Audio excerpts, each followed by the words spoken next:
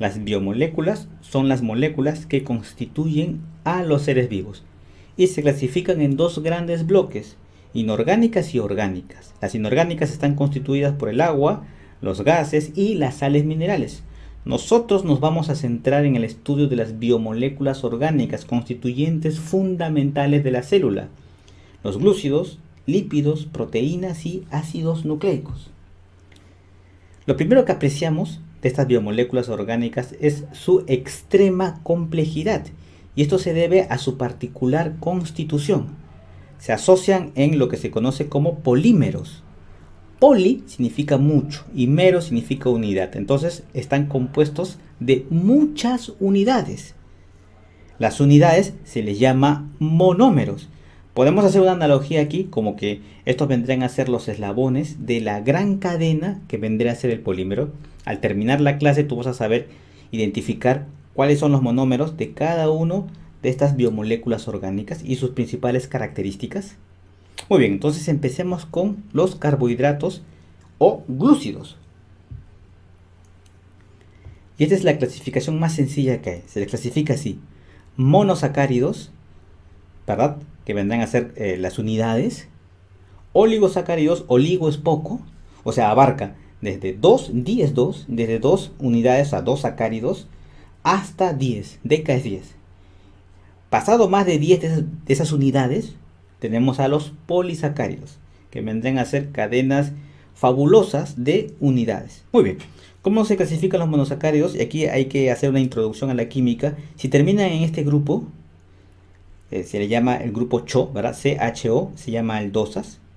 Y si presenta este grupo, el grupo CO, serán las cetosas. Pero también se clasifican de acuerdo al número de carbonos. Si tiene 3 carbonos, triosas, 4 tetrosas, pentosas y hexosas, ¿verdad? Se les conoce también como osas por eso. Tú dirás, a ver, ¿cuál es la idea? Fíjate, aquí tenemos 6 carbonos, ¿verdad? Si los contamos desde aquí, entonces esta sería una hexosa. ¿Por qué? Porque tiene 6. ¿Ok? Y bueno, si me preguntan en un examen, ¿esta es aldosa o cetosa? Fíjate que está terminando en el grupo CHO, aldosas, cetosa, CO, acá está. Aquí no le he puesto los carbonos, se sobreentienden, es otra nomenclatura. En cada intersección hay un carbono. Bueno, tenemos ahora las más importantes. Estas son las más importantes, hay que recordarlas. Fíjate, estas dos son terriblemente importantes. ¿Cuántos carbonos hay? También se les puede dibujar así. Vemos aquí un pentágono, entonces tiene 5 lados, 5 carbonos, ¿verdad? Eso es lo que significa esta nomenclatura. 5 carbonos, entonces son pentosas. Tenemos la desoxirribosa y la ribosa. Luego te voy a hacer recordar por qué son importantes la desoxirribosa y la ribosa. Pero las que nos interesa ahora son estas, son las hexosas. Mira que aquí he dibujado 3 hexosas. Fíjate que esto es un hexágono. 6 carbonos. Esta se llama la glucosa. Esta es la galactosa. Y esta es la fructosa, que son 3 de los monosacáridos más importantes, las unidades. Cuando se fusionan estas, me van a formar disacáridos y luego polisacáridos. Tienes que recordar que la glucosa es el compuesto orgánico más abundante de la naturaleza, fuente primaria de energía, el azúcar en la sangre, ¿verdad? Ahí está la glucosa. Mucha atención a este compuesto. Muy bien, ¿qué tal si fusionamos 2 moléculas de glucosa, o una glucosa con una galactosa, o una glucosa con una fructosa? Vamos a tener los disacáridos. Hay 3 disacáridos importantísimos. Ya sabíamos que 10 es 2. Estamos fusionando 2 sacáridos. Por ejemplo, glucosa más glucosa me da la maltosa. Glucosa más fructosa me da la sacarosa, que es el azúcar de mesa. De aquí se obtiene. Y la glucosa, preguntas de exámenes, glucosa más galactosa me da la lactosa, perdón, que es azúcar de la leche de los mamíferos. Ahora, ¿cómo es que se fusionan estos? Acá tenemos un esquema que nos va a ayudar a entender. Fíjate, ahí tenemos 2 glucosas y se van a fusionar por aquí. Me va a dar esto, el famosísimo enlace glucosídico. Dato a recordar. Siempre se va a desprender agua, ¿verdad? De aquí, ¿no? H2O. Bueno, finalmente vamos a tener a los polisacáridos. De aquí me voy a detener un poquito. Los polisacáridos tenemos de dos tipos, los vegetales y los animales. Hemos puesto aquí los más importantes: el almidón, la celulosa, la quitina y el glucógeno y sus propiedades. Por ejemplo, el glucógeno sirve como reserva, pero en animales, en el hombre, por ejemplo, lo encontramos en el hígado, ¿verdad? Como material de reserva. Y en los animales, en el almidón. Por ejemplo, en los tubérculos, ¿verdad? En fin, estructura. Forman estructuras. La quitina, por ejemplo, la quitina es un polisacárido que compone el exoesqueleto de los artrópodos. Y tenemos la celulosa, que se encuentra en las paredes celulares de las células vegetales, por supuesto. Entonces imagínate que la celulosa pues se encuentra en el papel, se encuentra en la madera, en fin. Bueno, este es el esquema fundamental de carbohidratos. Lo más importante que tienes que recordar aquí, que las unidades, los monómeros, se unen con enlace glucosídico para formar los polímeros. Y aquí están los polímeros, los más importantes y sus funciones. Ahora vamos a estudiar a los lípidos. Los lípidos, a diferencia de los anteriores y de los que vengan, tienen una estructura bastante heterogénea. Los lípidos se clasifican en dos grandes bloques: los saponificables con ácido graso y los insaponificables sin ácido graso. Saponificable quiere decir una reacción química por la que se forma un jabón. Reacciona, por supuesto, el ácido graso. Aquí está. Entonces, esta es la estructura de un ácido graso. Fíjate, tiene una parte apolar, que vendría a ser la cadena carbonada. Aquí está su esquema. Y la parte polar vendría a ser esto.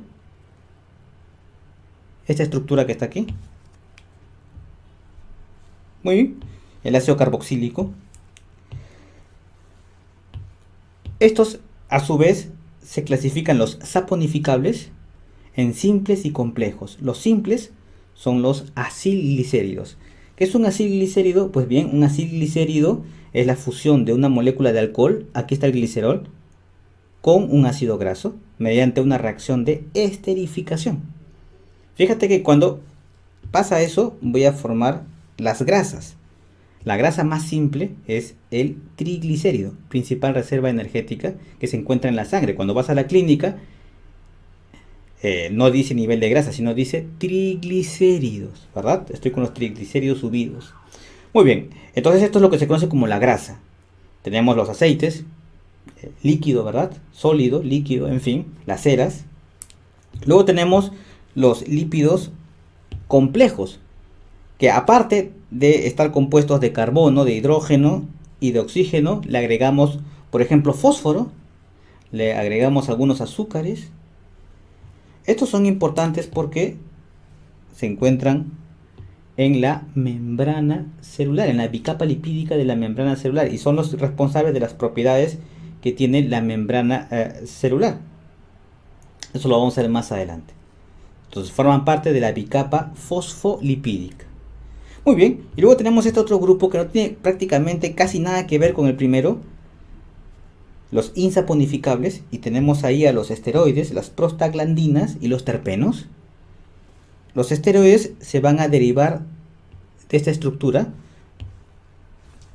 Fíjate que aquí hay 4 anillos, el esterano le llaman, y el colesterol es importante. ¿Por qué? Porque va a ser precursor de las hormonas sexuales y también de la vitamina D. Y luego los terpenos los encontramos en las esencias vegetales, las vitaminas y algunos pigmentos vegetales. Bien, entonces los lípidos, en conclusión, son compuestos heterogéneos, como puedes ver. Importancia biológica: reserva energética, principal reserva energética. Ahora vamos con las proteínas. Lo que vemos aquí en pantalla es el monómero de las proteínas, sus unidades. Se les conoce como aminoácido. Y el aminoácido está compuesto de un grupo amino, que es esto que está aquí, lo de verde, un ácido carboxílico, que es lo que está de rojo, COOH, un hidrógeno Y esta R representa una cadena lateral. ¿Ok? Bueno, si fusionamos varios aminoácidos, entonces voy a tener lo siguiente. Aquí está. Imagínate que se una este OH que está aquí con este H. Es lo que tenemos en este esquema. Ahí está.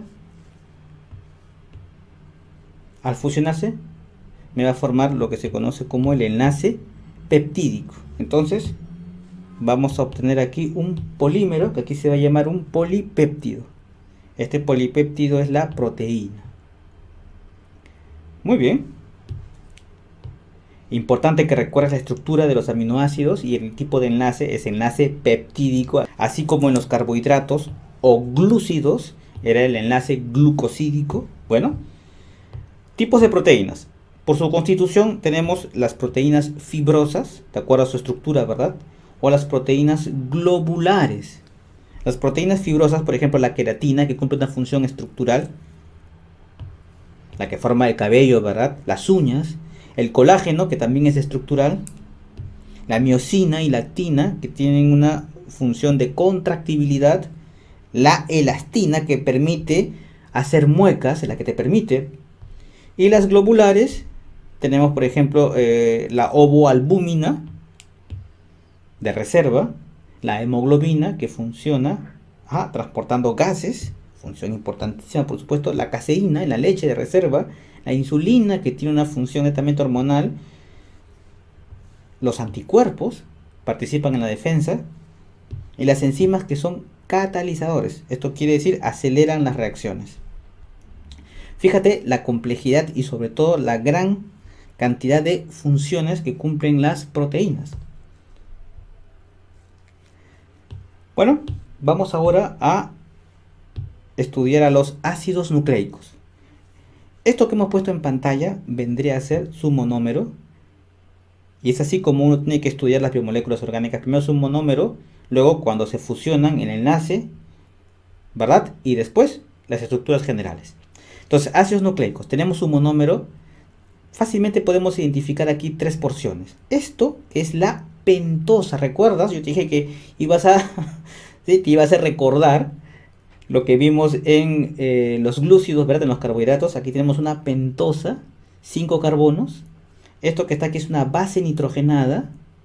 Y esto que está aquí es un grupo fosfato o un ácido fosfórico, ¿verdad? Entre estos tres me da el nucleótido, que vendría a ser el monómero o la unidad de los ácidos nucleicos. Esta base nitrogenada puede ser de dos tipos. Le llaman, es solamente un nombre y tienes que recordarlo en biología, tienes que recordar muchos nombres, sobre todo los estudiantes que van a estudiar medicina. Entonces tienen que ir acostumbrando. Fíjate que aquí tengo un solo anillo, ¿verdad? Entonces cuando tienes un solo anillo se le llama las primidinas. Y si tiene dos anillos, como aquí, son las purinas. Ahora imagínate que se fusione este OH con este hidrógeno. Aquí hemos puesto un esquema, por ejemplo. Este dibujito que está aquí, este vendría a ser, en los libros de medicina lo vas a ver así. Esto es una pentosa, ¿verdad? Es un pentágono. Esto vendría a ser la base nitrogenada que tiene un anillo y aquí tiene una base que tiene dos anillos, ¿sí? Una pirimidina y una purina. Y bueno, este que está de rojo vendría a ser el grupo fosfato. Y fíjate que aquí se están uniendo. Este enlace se llama fosfodiéster. Y me va a formar un polinucleótido cuando se junten miles, cientos de nucleótidos. Aquí está. Entonces tenemos a los ácidos nucleicos que vendrán a ser polinucleótidos. El ADN tiene una forma espectacular de doble hélice, maravillosa, mientras que una sola hebra compone el ARN. Ahora, de acuerdo a este gráfico, te das cuenta de lo importante que son las bases nitrogenadas en la constitución tanto del ARN como del ADN. Y aquí me las han puesto. Cuando estudies biología, fíjate en las semejanzas y en las diferencias. Aquí tenemos una que se llama citosina y aquí también citosina. Acá tenemos una que se llama guanina de doble anillo y aquí la guanina. Citosina de un solo anillo, adenina y aquí también adenina. Pero fíjate aquí, estas no son iguales. O sea, mientras en el ADN hay timina, en el ARN hay uracilo. Muy bien, y estas letras que han puesto aquí son las letras del código genético. El código genético tiene 5 letras. Pregunta favorita de examen, ¿verdad? ¿Cuál es la diferencia en bases nitrogenadas? Bueno, cuando el ADN dice timina, el ARN uracilo. Las funciones, bueno, el ADN síntesis de proteínas y la transmisión, por supuesto, de la herencia. ARN es un mediador. Bueno, vamos con un resumen de las funciones más importantes. Tenemos aquí los glúcidos, ya sabes, los monómeros, ¿verdad? Se unen mediante enlace glucosídico. Y aquí la función más importante, la vamos a señalar así, fuente de energía. Pero también cumple almacenamiento de energía y estructura en vegetales. Lípidos, su función principal es la de reserva. ¿Ok? Pero también tiene estas, estructural de membrana, ya la vimos, transporte, hormonal, los esteroides, ¿verdad? Protección. Fíjate la complejidad de las proteínas, pero biológicamente nos va a interesar esto. Estructural, pero también tiene porque hace de catalizador, ¿verdad? Acelera las reacciones químicas, transporte, contráctil, defensa, los anticuerpos, ¿verdad? Hormonal, toxinas y reserva.